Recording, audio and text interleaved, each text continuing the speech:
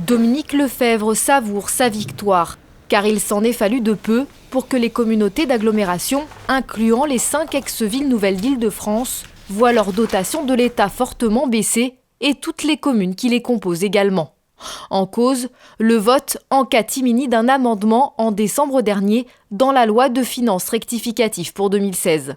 Il actait la suppression d'une dérogation accordée à ces communautés d'agglomération dont Cergy-Pontoise. Elle bénéficie d'un système de baisse fiscale pour composer l'important endettement de ces ensembles urbains dû à la construction massive de logements et d'équipements publics depuis les années 1970.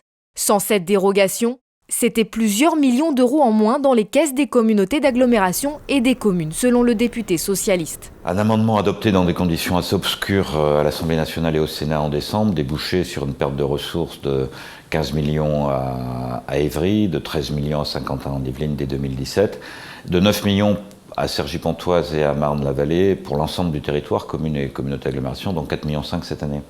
Donc il a fallu rectifier ça d'urgence et j'ai déposé une proposition de loi avec le président de la commission des finances, Gilles Carrez, qui est un membre de l'opposition, et nous avons réussi de manière extrêmement rapide, avec l'appui du gouvernement et de l'ensemble des groupes politiques, à faire adopter cette proposition de loi en 15 jours, ce qui est relativement rare dans la République parlementaire. Dominique Lefebvre et ses collègues parlementaires ont donc obtenu un sursis d'1 an, avant que la question ne soit probablement remise sur la table l'année prochaine.